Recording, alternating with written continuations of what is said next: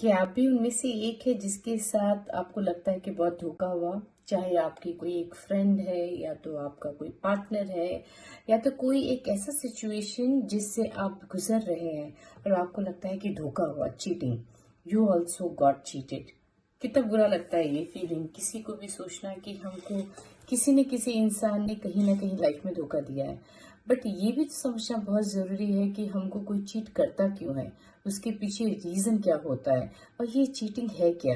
ये चीटिंग का अगर हम डेफिनेशन समझ जाते हैं, इसका मतलब ये नहीं है कि किसी ने हमारे साथ कुछ कर दिया।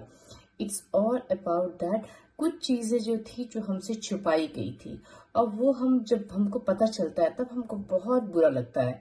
और वो इतना बुरा लगता है कि हमारा दिल टूट जाता है, we feel very hurted and all, and after that we feel that life में अब कुछ रहा ही नहीं जीने के लिए। तो ये सारी एक फीलिंग जो है एक बहुत ज़्यादा एक पेन के जर्नी से किसी भी इंसान को लेके जाता है। चाहे आप टीन एज में हो, चाहे आप एक स्टूडेंट हो, चाहे आप एक वाइफ हो, हस्बैंड हो, कुछ भी है, या माता है, पिता है, जो भी है, हर किसी के लिए फीलिंग तो सेम ही होती है। चाहे खुशी का है, वैसे ही दुख का है, वैसे ही धोखे का भी होता है। तो यहाँ पे हम सबको ये समझना बहुत जरूरी है कि ये चीटिंग होता क्यों है और उसके पीछे की वजह क्या है। और अगर लाइफ में अगर कभी होता भी है तो ये हम इस फीलिंग को उस हद तक महसूस ना करें जिस हद तक हम आज के डेट में फील करते हैं, कि यही कहीं ना कहीं कारण हो जाता है डिप्रेशन का और स्ट्रेस का। तो सबसे पहला क्वेश्चन जो है, आप लोग की स्टोरी को समझिए कि एक बार एक लड़की अपने पूरे सपने, अपनी लाइफ के, वो बहुत पढ़ाई करती है, बहुत कुछ बनना चाहती है, पढ़ती अच्छा है, लाइफ में बहुत सक्सेसफुल भी हो जाती है पढ़कर, और एक ऐसी कंपनी में काम करने लग जाती है जहाँ पे इसको लगता है कि अब मेरा सपना तो पूरा हो गया। फाइनली उसको एक पार्टनर मिलता है जिसके साथ वो अपने सपने जीने लग जाती है। उसकी वजह से वो अपने जो ड्रीम लाइफ था, जो कंपनी में काम करती है, उसके लिए कहीं ना कहीं छोड़कर वो उस जगह शिफ्ट हो जाती है जहाँ पे वो आदमी उसको बोलता है रहने के लिए। सब कुछ सेक्रीफाइस करती है, लाइफ अच्छा जाने लग जाता है। फाइनली एक दिन के बाद वो माँ बन जाती है और माँ बनने के बाद कहीं ना कहीं वापस से अपने प्रोफेशनल लाइफ को वो सेक्रीफाइस कर देती है। और उसके बाद क्या होता है कि माँ बनने की जर्नी एक अलग ही होती है, बहुत खूबसूरत होता है, जो हर किसी का एक अनोखा एहसास होता है। आफ्टर 6-7 ईयर्स उसको ये रियलाइज होता है कहीं ना कहीं मैं तो खो दी हूँ खुद को। वो अपने हस्बैंड से बात करती है, मैं वापस अब जॉब करना स्टार्ट करना चाहती हूँ। वो वापस से जॉब भी स्टार्ट कर देती है, करने लग जाती है। बच्चे के साथ कुछ ना कुछ उसकी एक जिंदगी है, अपने पति के साथ एक जिंदगी है, और अपने सपनों के साथ वापस से वो स्टार्ट कर देती है। इसी भाग दौड़ की जिंदगी में कहीं ना कहीं वो भूल जाती है कि वो कौन है। और काफी दिनों के बाद पता चलता है कि उसके जो हस्बैंड है पहले जैसे रहे नहीं, और वो काफी डिप्रेस और स्ट्रेस में रहने लग जाती है। कुछ टाइम के बाद इतनी दूरियां आ जाती है कि उनका रिश्ता भी टूट जाता है, क्योंकि उसके हस्बैंड कहीं और एंगेज हो जाते हैं। तो ये स्टोरी से हमको कहीं ना कहीं ये तो सीख मिलती है, कहीं ना कहीं किसी की जिंदगी में ऐसा कुछ ना कुछ तो होता रहता है जहाँ पे कहीं दुख का सागर मंडराता रहता है।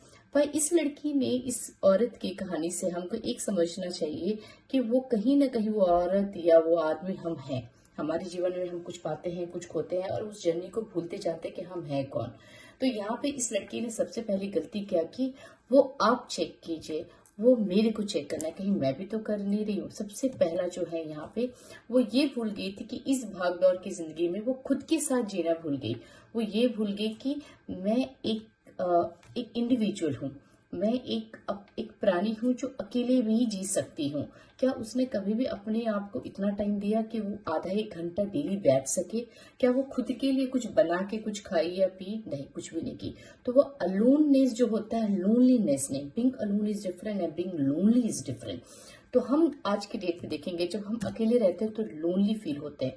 कारण यही है कि हम खुद के साथ कनेक्ट नहीं कर पाते हैं। तो आप लाइफ के किसी भी फेज में हैं, चाहे आप टीनेजर हैं, आप कॉलेज में हैं, आप जॉब कर रहे हैं, शादीशुदा हैं, आदमी है कि औरत है, अपने साथ अकेले जीना सीखिए। आप ये मत भूलिए कि आप आए क्यों हो और वो जर्नी कैसे होगा। जब आप अकेले रहते हैं तो आप ये इमेजिन कीजिए कि समझ लीजिए अभी मेरा डेथ हो गया, अब मेरा डेथ हो गया तो मैं अब ऊपर चले गई हूँ, तो मेरे साथ के जितने भी रिश्ते हैं क्या वो हैं? क्या वो इमेजिन कीजिए, विजुलाइज कीजिए, आपके डेथ बेड को आप विजुलाइज कीजिए, तब आपको रियलिटी समझ में आएगा। जाना भी अकेले ही है, पर जाने के बाद आप देख गए कि क्या गए, ये एक अपना एक क्या किया आपने इस दुनिया के लिए। अपनी फैमिली भी आप वहीं पे छोड़ के जा रहे हैं। क्या दे के जाओगे? आप अपना एक काम, आप अपना एक ऐसा वजूद छोड़ के जाओगे जिसको लोग याद रखेंगे। अगर आप कुछ भी नहीं किए हो तो भी याद रखेंगे, अगर आप कुछ करके चल जाएंगे तो भी तो याद रखेंगे। तो आप ऐसा सोचिए कि अगर आपको इस दुनिया से जाना है तो क्या दे के जाना है? आपकी क्या ऐसी काबिलियत है जो दुनिया में कुछ ना कुछ बदलाव को ला सकती है? तो तब जब आपका अलोन जब आप रहते हैं तब आप क्या करेंगे? खुद के साथ जीना सीखेंगे।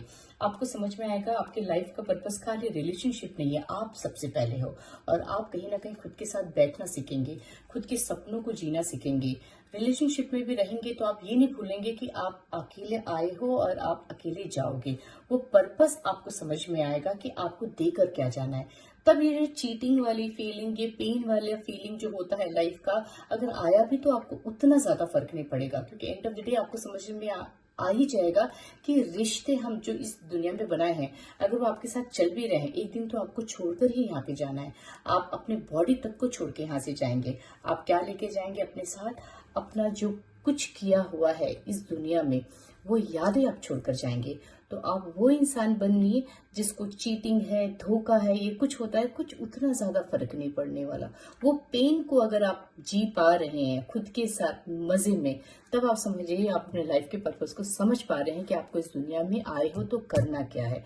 तो वो पर्पस को डिफाइन कीजिए। What you love to do, that you first do, and that also try to be as much as alone. आप सबके साथ रहकर भी अकेले रहना सीखिए। ये डिटैचमेंट, ये अलोनलेस जो बोलते हैं, ये जितना आपके साथ जाएगा आप उतना ही ज्यादा पीसफुल लाइफ जी सकते हैं।